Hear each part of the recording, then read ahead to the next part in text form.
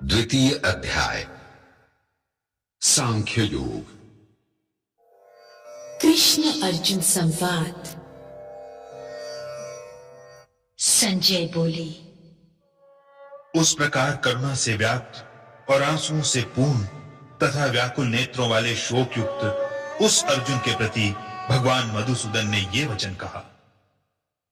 हे अर्जुन, तुझे इस असमय ये मोह किस हेतु से प्राप्त हुआ? क्योंकि न तो ये श्रेष्ठ पुरुषों द्वारा आचरित है, न स्वर्ग को देने वाला है और न कीर्ति को करने वाला ही है।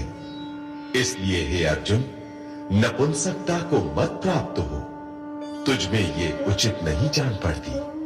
हे परंतप, हृदय की तुच्छ दुर्बलता को त्याग कर युद्ध के लिए खड़ा हो जा। अर्जुन बोले, हे मधुसूदन, मैं रणभूमि में किस प्रकार बाणों से भीष्म पितामह और द्रोणाचार्य के विरुद्ध लड़ूंगा, क्योंकि हे हरिसूदन, वे दोनों ही पूजनीय हैं। इसलिए इन महानुभाव गुरुजनों को न मारकर मैं इस लोक में भिक्षा का अन्न भी खाना कल्याणकारक समझता हूं, क्योंकि गुरुजनों को मारकर भी इस लोक में रुधिर से सने हुए अर्थ और काम रूप भोगों को ही तो भोगूंगा। हम ये भी नहीं जानते कि हमारे लिए युद्ध करना और न करना, इन दोनों में से कौन सा श्रेष्ठ है, अथवा ये भी नहीं जानते कि उन्हें हम जीतेंगे या हमको वे जीतेंगे। और जिनको मारकर हम जीना भी नहीं चाहते, वे ही हमारे आत्मीय धृतराष्ट्र के पुत्र हमारे मुकाबले में खड़े हैं। इसलिए कायरता रूप दोष से उभत हुए स्वभाव वाला तथा धर्म के विषय के मोहचित्त हुआ मैं आपसे पूछता हूं कि जो साधन निश्चित कल्याणकारक हो वो मेरे लिए कहिए, क्योंकि मैं आपका शिष्य हूं। इसलिए आपके शरण हुए मुझको शिक्षा दीजिए, क्योंकि भूमि में निष्कंटक धन धान्य संपन्न राज्य को और देवताओं के स्वामी पने को प्राप्त होकर भी मैं उस उपाय को नहीं देखता हूं जो मेरी इंद्रियों के सुखाने वाले शोक को दूर कर सके। संजय बोले, हे राजन, निद्रा को जीतने वाले अर्जुन अंतर्यामी श्री कृष्ण महाराज के प्रति इस प्रकार कहकर फिर श्री गोविंद भगवान से युद्ध नहीं करूंगा ये स्पष्ट कहकर चुप हो गए। हे भरतवंशी धृतराष्ट्र, अंतर्यामी श्री कृष्ण महाराज दोनों सेनाओं के बीच में शोक करते हुए उस अर्जुन को हंसते हुए से ये वचन बोले। हे अर्जुन, तू न शोक करने योग्य मनुष्यों के लिए शोक करता है और न पंडितों के से वचनों को कहता है, परंतु जिनके प्राण चले गए हैं उनके लिए और जिनके प्राण नहीं गए हैं उनके लिए भी पंडित जन शोक नहीं करते। न तो ऐसा ही है कि मैं किसी काल में नहीं था, तू नहीं था, अथवा ये राजा लोग नहीं थे, और न ऐसा ही है कि इसके आगे हम सब नहीं रहेंगे। जैसे जीवात्मा की इस देह में बालकपन, जवानी और वृद्धावस्था होती है, वैसे ही अन्य शरीर की प्राप्ति होती है। उस विषय में धीर पुरुष मोहित नहीं होता। हे कुंती पुत्र, सर्दी गर्मी और सुख दुख को देने वाले इंद्रिय और विषयों के संयोग तो उत्पत्ति विनाशशील और अनित्य है। इसलिए हे भारत, उनको तू सहन कर, क्योंकि हे पुरुष श्रेष्ठ, दुख सुख को समान समझने वाले जिस धीर पुरुष को ये इंद्रिय और विषयों के संयोग व्याकुल नहीं करते, वो मोक्ष के योग्य होता है। असत वस्तु की तो सत्ता नहीं है और सत का अभाव नहीं है। इस प्रकार इन दोनों का ही तत्वज्ञानी पुरुषों द्वारा देखा गया है। नाश रहित तो तू उसको जान जिससे ये संपूर्ण जगत दृश्य वर्ग व्याप्त है। इस अविनाशी का विनाश करने में कोई भी समर्थ नहीं है। इस नाश रहित अप्रमेय नित्य स्वरूप जीवात्मा के ये सब शरीर नाशवान कहे गए हैं। इसलिए हे भरतवंशी अर्जुन, तू युद्ध कर। जो इस आत्मा को मारने वाला समझता है तथा जो इसको मरा मानता है, वे दोनों ही नहीं जानते, क्योंकि ये आत्मा वास्तव में न तो किसी को मारता है और न किसी के द्वारा मारा जाता है।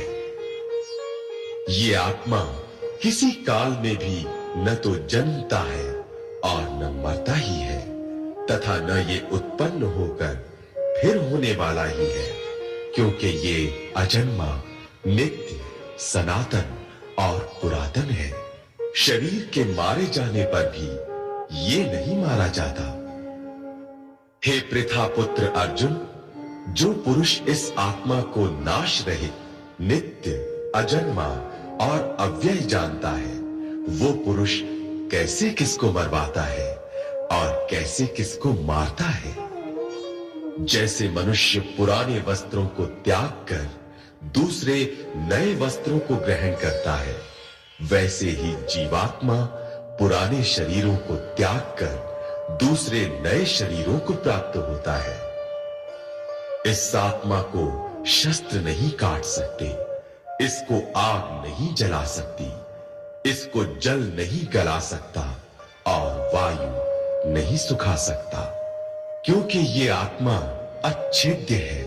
ये आत्मा अदाह्य, अक्लेद्य और निस्संदेह अशोष्य है, तथा ये आत्मा नित्य, सर्वव्यापी, अचल, स्थिर रहने वाला और सनातन है। ये आत्मा अव्यक्त है, ये आत्मा अचिंत्य है और ये आत्मा विकार रहित कहा जाता है। इससे हे अर्जुन, इस आत्मा को उपर्युक्त प्रकार से जानकर तू शोक करने के योग्य नहीं है, अर्थात तुझे शोक करना उचित नहीं है।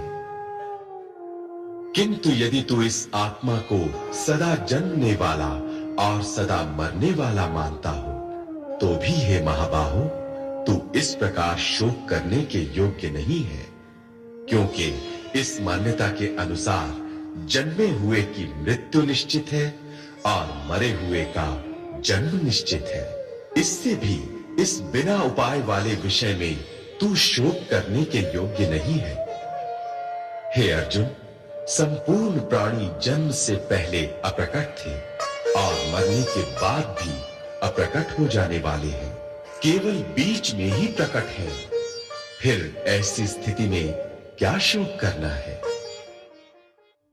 कोई एक महापुरुष ही इस आत्मा को आश्चर्य की भांति देखता है और वैसे ही दूसरा कोई महापुरुष ही इसके तत्व का आश्चर्य की भांति वर्णन करता है, तथा दूसरा कोई अधिकारी पुरुष ही इसे आश्चर्य की भांति सुनता है और कोई कोई तो सुनकर भी इसको नहीं जानता।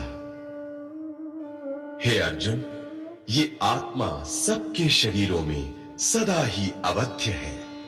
इस कारण संपूर्ण प्राणियों के लिए तू शोक करने के योग्य नहीं है, तथा अपने धर्म को देखकर भी तू भय करने योग्य नहीं है, अर्थात तुझे भय नहीं करना चाहिए, क्योंकि क्षत्रिय के लिए धर्म युक्त युद्ध से बढ़कर दूसरा कोई कल्याणकारी कर्तव्य नहीं है। हे पार्थ, अपने आप प्राप्त हुए और खुले हुए स्वर्ग के द्वार रूप इस प्रकार के युद्ध को भाग्यवान क्षत्रिय लोग ही पाते हैं। किंतु यदि तू इस धर्म युक्त युद्ध को नहीं करेगा, तो स्वधर्म और कीर्ति को खोकर पाप को प्राप्त होगा, तथा सब लोग तेरी बहुत काल तक रहने वाली अपकीर्ति का भी कथन करेंगे, और माननीय पुरुष के लिए अपकीर्ति मरण से भी बढ़कर है। और जिनकी दृष्टि में तू पहले बहुत सम्मानित होकर अब लघुता को प्राप्त होगा, वे महारथी लोग तुझे भय के कारण युद्ध से हटा हुआ मानेंगे। तेरे वैरी लोग तेरे सामर्थ्य की निंदा करते हुए तुझे बहुत से न कहने योग्य वचन भी कहेंगे। उससे अधिक दुख और क्या होगा? या तो तू युद्ध में मारा जाकर स्वर्ग को प्राप्त होगा, अथवा संग्राम में जीतकर पृथ्वी का राज्य भोगेगा। इस कारण हे अर्जुन, तू युद्ध के लिए निश्चय करके खड़ा हो जा। जय पराजय, लाभ हानि और सुख दुख को समान समझकर उसके बाद युद्ध के लिए तैयार हो जा। इस प्रकार युद्ध करने से तू पाप को नहीं प्राप्त होगा।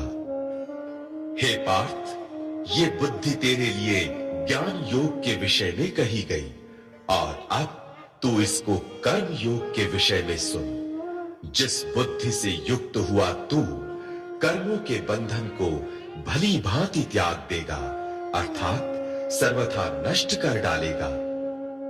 इस कर्म योग में आरंभ का अर्थात बीज का नाश नहीं है, और उल्टा फल रूप दोष भी नहीं है, बल्कि इस कर्म योग रूप धर्म का थोड़ा सा भी साधन जन्म मृत्यु रूप महान भय से रक्षा कर लेता है। हे अर्जुन, इस कर्म योग में निश्चयात्मिका बुद्धि एक ही होती है, किंतु अस्थिर विचार वाले विवेकहीन सकाम मनुष्यों की बुद्धियां निश्चय ही बहुत भेदों वाली और अनंत होती हैं। हे अर्जुन, जो भोगों में तन्मय हो रहे हैं